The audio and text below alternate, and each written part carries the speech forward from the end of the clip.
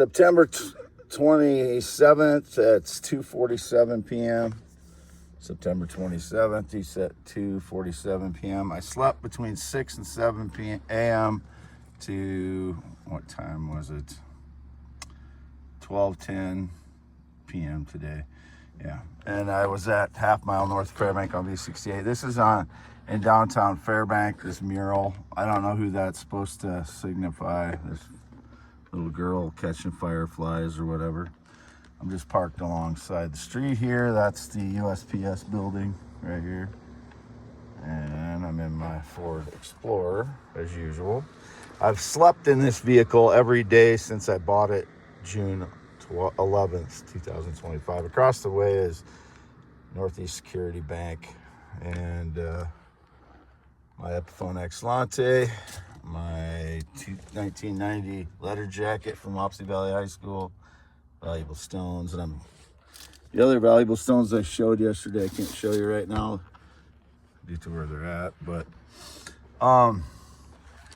there's my scarred finger and hand, 10.7 inch hands. I was alone all last night as usual. I was parked at my parents' until almost sun up this morning. My parents' red white barn home. As I said, I posted last night, my mother, I don't know who these kids are, they stalk me when I come downtown.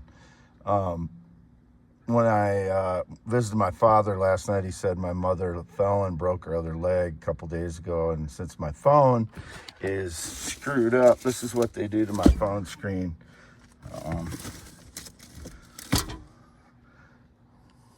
Can't see it. They've done this 3 or 4 times to my phone screen so that I can't do anything with it. That's been that way for like 3 days now or so. I don't know exactly when they did it. They've done that to several of my devices. So if they, texted someone or whatever before they did that, I don't know who they texted, but that's been the pattern in the past. They'll text someone or communicate with someone and they claim that it was me, obviously, when I have no ability to get back into my phone. So I can't communicate with my 27-year-old girlfriend through Messenger right now.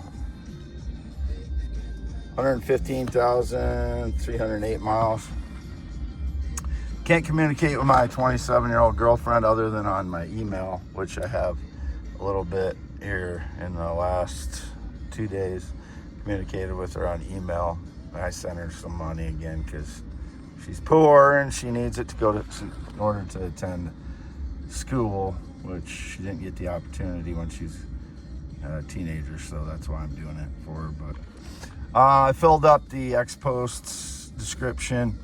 As I showed, I believe the person running across the roof that the FBI released is another decoy by the assassination scheme.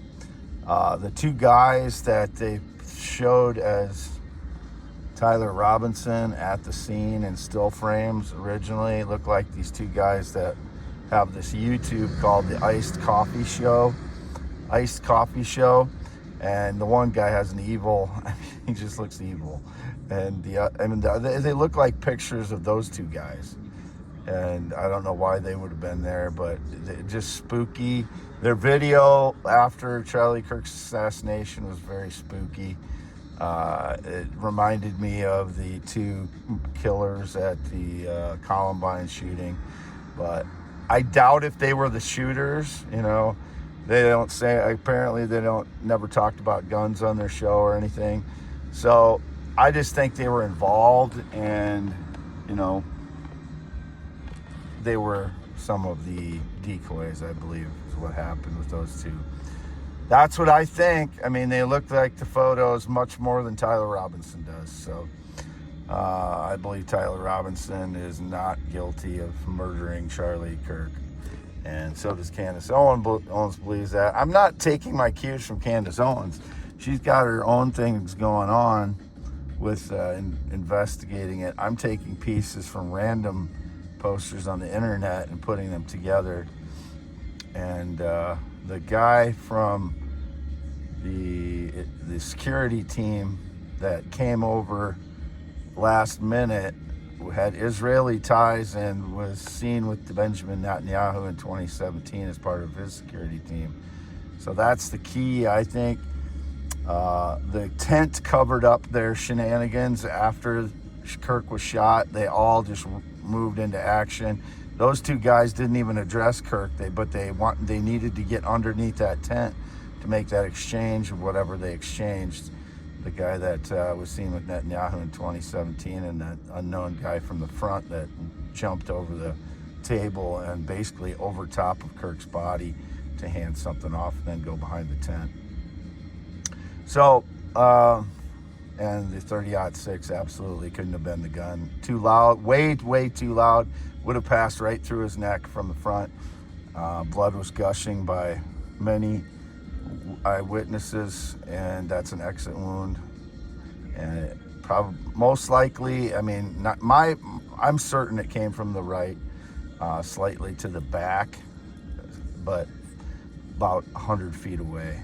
That's where my investigation is led by the audio. The audio was examined by someone, and it shows that's the area the shot came from.